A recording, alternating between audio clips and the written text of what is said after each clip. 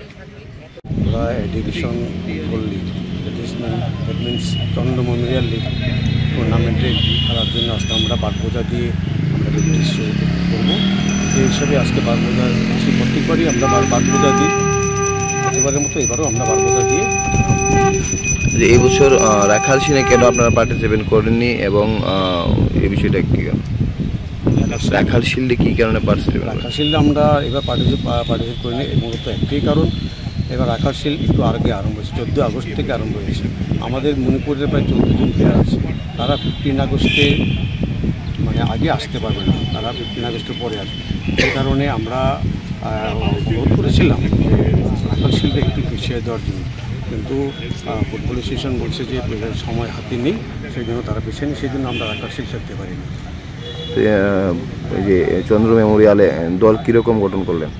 দল মোটামুটি আমরা করেছি, মূলত আমরা একটু কম বাজেটে এবার করেছি, কারণ আমাদের এবার ক্লাব ঘরের দোতলা আমরা রুম করছি, একটা রুম অলরেডি হয়ে গেছে, বাকি রুমগুলো আমরা পর্যায়ক্রমে করবো। কারণ আমাদের প্রত্যেকবারই ক্লাব টেন্টের পরও দুটো রুম নিয়ে আমাদের ভাড়া নিতে হয়, সেই ভাড়া বাবদ আমাদের প্রচুর টাকা ক্লাব ফান্ডের দিয়ে চলে যায়। সেই জন্য আমরা দোতলাটা কমপ্লিট করার জন্য এবার আমরা একটু কম বাজেটে, আমাদের বাজেট 12 লক্ষ টাকার মতো আমরা বাজেট। এই যে প্লেয়াররা আপনার কোথায় থেকে মানে কোন জায়গা? বেশিরভাগ প্লেয়ারই আছে মণিপুরের 14 জন, মিজোরামের আছে 1 জন, আর লোকাল আছে 7 জন।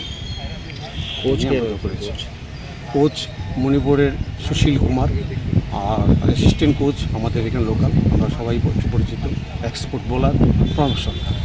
কী মনে করতেছেন এই বছর চন্দ্র মেমোরিয়াল নিয়ে এবছর কী মনে করতেছেন, কতটুকু আশাবাদী?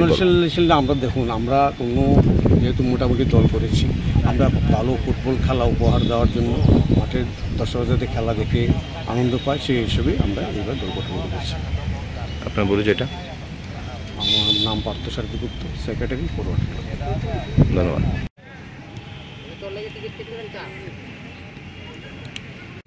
থাকতো না